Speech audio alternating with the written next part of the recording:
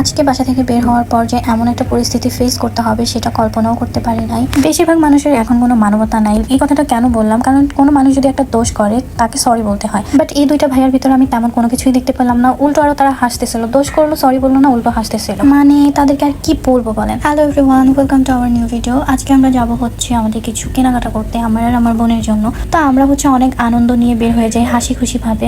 আর কার মনেই বা আনন্দ না লাগবে, শপিং করতে গেলে সবারই মন ভালো হয়ে যায় অ্যান্ড খুব হাসি খুশি ফিল হয়, অনেক আনন্দ লাগে। সেটা আমাকে দেখলেই বোঝা যাচ্ছে যে শপিং করতে গেলে কেমন লাগে। তো আমরা বের হয়ে গেলাম, আর বের হয়ে দেখলাম যে প্রচুর পরিমাণে রোদ বাহিরে। এই 2 দিন প্রচুর পরিমাণে গরম আর রোদ পড়ছে। তো এরপরে আমরা চলে আসি আজিমপুরে। আর আজিমপুরে চলে আসার পরে যেহেতু আমার এখানে আসলেই খেতে পায়, আমি যখনই বাসায় খেয়ে আসি না কেন, আমি সবসময় এই আজিমপুরের বাংলা কিচেন থেকেই খাবার নিয়ে থাকি। বাট আজকের পরে মনে হয় না আর যাওয়া হবে, কারণ তারা মানুষকে সম্মান করতে জানে না। এই কথাটা বলার কারণ হচ্ছে এই দোকানেরই একটা ভাইয়া, সে হচ্ছে আচার খাইতেছিল অ্যান্ড আমার আম্মু হচ্ছে বাহিরে দাঁড়ায় ছিল।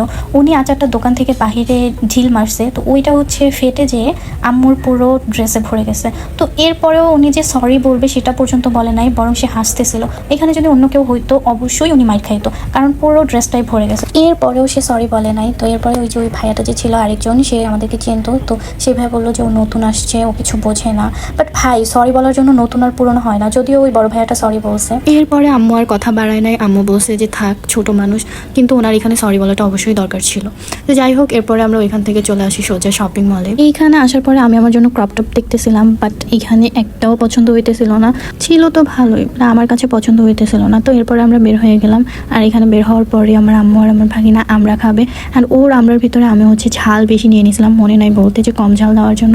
তো এরপরে হচ্ছে একটা নানু আইসা, উনি ওনার ফ্যামিলি কি হয়েছে না হয়েছে বলতেছে, ওনার আর ওনার বোনের ঝগড়ার কথা বলতেছে। তো এখানে ওনার কথাগুলো আমি খুব মনোযোগ দিয়ে শুনতেছিলাম।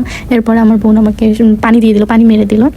এই পানিটা আবার অন্য একজনের গায়ে লাগছে, তখনই আপু ঘাবড়ে গেছে। তো এরপরে হচ্ছে আমরা আরেকটা শপে চলে যাই টপস দেখার জন্য। তো আপু এখানে টপ দেখতেছিল, বাট আপুরও এখানে পছন্দ হইতেছিল না। আমি এখানে এসির ভিতরে থেকেও যেই পরিমাণে ঘামতেছি কি বলবো, এত পরিমাণে গরম লাগতেছিল যে আমি এসির ভিতরেও খুব পরিমাণে ঘামতেছিলাম। আপুর এখানে টপসগুলো পছন্দ হয় না। তো এরপরে বললাম যে আমার অনেক খিদে পেয়ে গেছে। তো এরপর আমরা খাবার খেতে চলে গেলাম, আর খাবার খাইতেছি এখানেও আমি ঘামতেছিলাম, মানে আমি প্রচুর পরিমাণে ঘামি।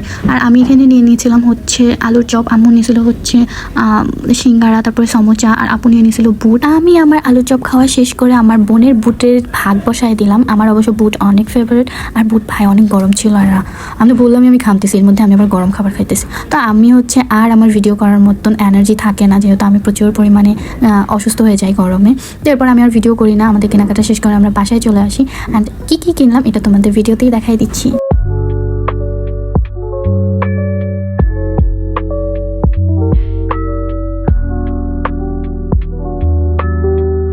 ভিডিওটা এই পর্যন্তই, সবাই ভালো থাকবা and thanks for watching video. Tata.